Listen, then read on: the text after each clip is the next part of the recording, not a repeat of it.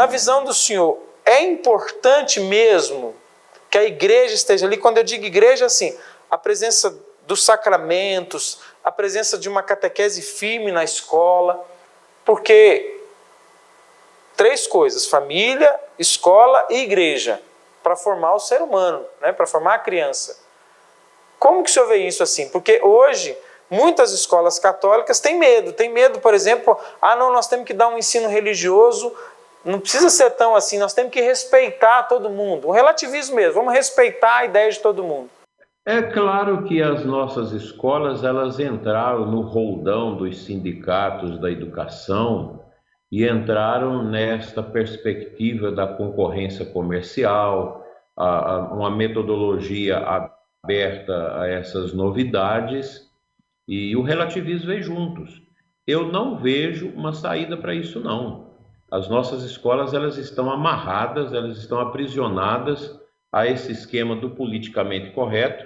E eu acho que o que nós precisamos fazer é isso que o professor Felipe Neri e que vocês também estão propondo: criar escolas simples, aconchegantes, mais simples, sem essa burguesia toda, mas escolas que tenham um substrato profundo, que baseia-se num estudo clássico, que tem uma consistência. Eu não vejo uma saída para as atuais escolas que nós temos. Então a gente precisa criar novas escolas católicas, geralmente nas mãos dos leigos católicos fiéis, porque as congregações, elas estão viciadas já nesse relativismo. E você fazer escolas ligadas também à própria hierarquia da igreja pode correr o risco de ter esses sofrimentos da própria hierarquia da igreja, entender que precisa ir por esse viés interconfessional, essa coisa toda, que no fundo não ensina nada. O ensino interconfessional, trabalhei com isso muitos anos, não adianta você ficar dando um ensino religioso que não é católico, que não é evangélico, que não é espírita, que não é islâmico, que não é judaico. Isso não funciona. Nós precisamos ter a coragem, isso aí vocês, leigos, comunidades novas, podem fazer. Isso está acontecendo nos Estados Unidos, em que escolas católicas conservadoras, não precisa ter medo da palavra conservador. O conservador não significa que ele é um tradicionalista, um amargo, não. O conservador é aquela pessoa que conserva valores, valores que ao longo desses séculos deram consistência à civilização ocidental. Por exemplo, a filosofia grega, que nós assumimos através de Santo Tomás, através de Santo Agostinho, São Boaventura e os padres da igreja, o direito romano, que dá a base da compreensão da equidade da lei, e o cristianismo católico. Essas 3 vertentes, elas formataram a estrutura da civilização ocidental que o marxismo quer destruir claramente. Se você lê Lênin, se você lê Antônio Gramsci, está tudo claro isso lá. Nós precisamos destruir a família patriarcal, nós precisamos destruir a questão da fé, a igreja, e isso nós vamos fazer como? Através da revolução cultural marxista. Esse é o método que está sendo aplicado no Brasil há muito tempo. Nossas escolas se paganizaram. Volta e meia você recebe denúncias de tantos lugares de materiais que estão sendo usados contrário à doutrina da igreja nas escolas católicas, universidades católicas. Então, uma escola conservadora, ela vai ter consciência desse tripé de formatação da cultura, da identidade ocidental, e junto a isso nós temos os valores inalienáveis da família, da vida, da fé católica, da liberdade, que é fundamental, e do direito de propriedade, que são valores essenciais que o pessoal chama de valores conservadores, que conserva aquilo que deu certo e que dá sentido à nossa vida.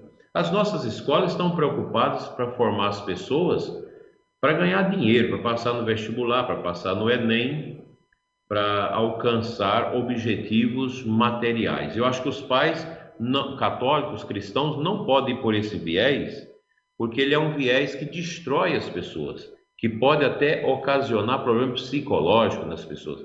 A primeira preocupação dos pais católicos, conservadores, pais que têm fé, é de dar aos filhos uma formação integral, que você vive a dimensão humana, aberta ao sobrenatural, aberta à eternidade, porque o ser humano não é um fruto do acaso ou alguém que está aprisionado a este mundo sem nenhuma perspectiva de transcendência. Nós temos uma vocação sobrenatural. O nosso caminho não se encerra entre os muros da história e nem estão circunscritos às nossas realidades humanas, materiais. O nosso caminho como cristãos católicos é um caminho transcendente, é um caminho que ultrapassa os muros da história, os limites da matéria, para desaguar como um rio no oceano do coração de Deus, da Trindade Santa, a eternidade, o céu. Isso está em Santo Agostinho, está em Santo Tomás, os grandes mestres da nossa filosofia, que hoje são esquecidos, e que isso precisa ser retomado, meu Deus do céu, no coração da escola católica. Mas eu não vejo como recuperar as nossas escolas dentro de um tempo aí de talvez 30, 40 anos, não. Eu acho que vai gastar mais tempo para se reconsiderar isso, se é que se vai conseguir. Talvez seja melhor criar uma nova realidade, porque no Brasil, o povo brasileiro, ele é sensível a esses valores tradicionais que marcam a nossa identidade católica, que marca a nossa identidade como família. E eu penso que iniciativas com escolas católicas gerenciadas com essa metodologia clássica, que imbuída de todos esses valores católicos e espirituais, nós vamos ter um êxito melhor. Agora, não pense que isso é possível fazer da noite para o dia, vamos ter que levar decênios, 30, 40, 50, 60, até 70 anos aí, para retomar isso, se a gente não for engolfinhado por essa mentalidade da Revolução Cultural Marxista, que ela já vem se impondo no Brasil há 60 anos. Eu até bem pouco tempo eu ficava preocupado. Por que os nossos jovens, ao deixar as nossas paróquias no interior, jovens que eram do grupo de jovens, que eram catequistas, meninos maravilhosos, meninas extraordinárias, gente que vivia ali a fé católica, aquela simplicidade, aquela humildade, saíam das cidades do interior para fazer faculdade nas capitais ou em outras cidades maiores. Quando esses meninos voltavam, depois de um semestre, eles já não sentavam mais no banco da frente da igreja, mas sentavam lá atrás. No outro semestre, eles já não iam mais à missa todos os domingos, às vezes, uma vez ou outra, quando os pais exigiam muito, mas já não comungavam. No terceiro semestre em diante, eles já falavam claramente para os pais: nós perdemos tempo com a religião, eu não tenho mais fé, eu acho que religião é bobagem. Começava já todo esse lenga-lenga de Karl Marx, de Antônio Gramsci, de Heriberto Marcuse, de Judith Butler, de toda essa companhia perversa desses mestres da suspeita, como dizia São João Paulo II, que fazia cabeça, como faz hoje. Hoje você colocar um filho na universidade é angustioso. No passado, quando você falava, não, o menino passou no vestibular, vai para a faculdade, você tinha aquela esperança, nossa, é uma pessoa que vai trazer tantos benefícios, vai ser uma pessoa de grande relevo social para ajudar, etc. Hoje não. Hoje você corre o risco de mandar um filho bem preparado, completo para a universidade e receber um militante do relativismo e de todas as misérias que nós conhecemos, que só traz tristeza e dor para a família. Gente, eu já acompanhei tantos e tantos casos disso. Nós não podemos esquecer essa realidade. Por isso é preciso recuperar. mas eu digo para vocês que em relação ao já existente, eu sou bem cético.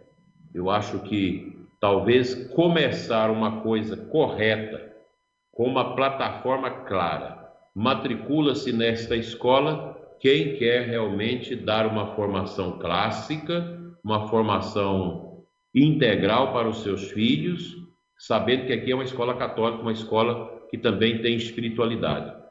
A igreja formou a cultura ocidental, formatou tudo isso com suas faculdades, com as suas escolas, com seus ensinamentos. Não é possível que isso que no passado formou a cultura, forjou o pensamento, hoje não vale nada, que nós temos que jogar fora. Isso é uma perversidade descomunal, que nós precisamos ter muito claro, uma consciência crítica para refutarmos essas realidades. E no Brasil eu vejo com grande esperança, porque muitos jovens, muitas pessoas católicas estão estudando pela via correta, não estão se tornando militantes de uma ideologia contra Deus, contra a igreja, contra a família. O que eles chamam de família patriarcal é aquilo que nós compreendemos como família natural, dada por Deus, o homem e a mulher que é chamado por Deus e ungidos por Deus no matrimônio, que recebe esse dom de Cristo, que é o matrimônio, para viver o amor, a unidade, a geração e a educação dos seus filhos.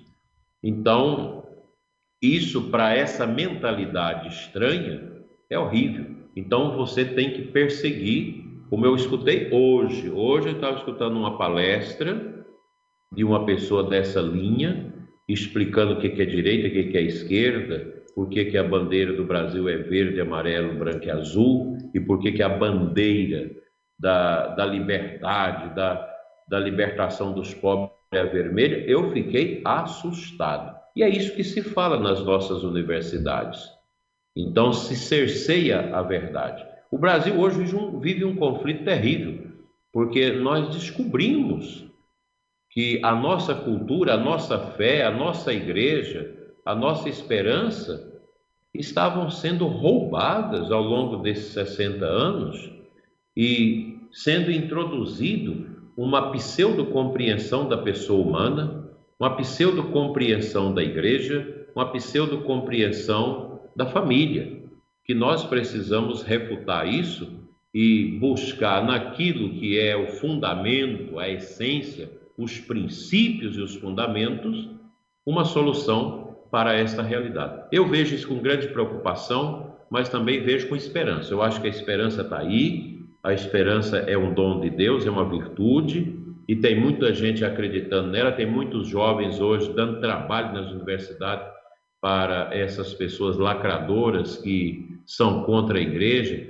Não pensam vocês que essa mentalidade que usa às vezes a igreja, ela é a favor da igreja? Não é. Eu fui formado nessa mentalidade.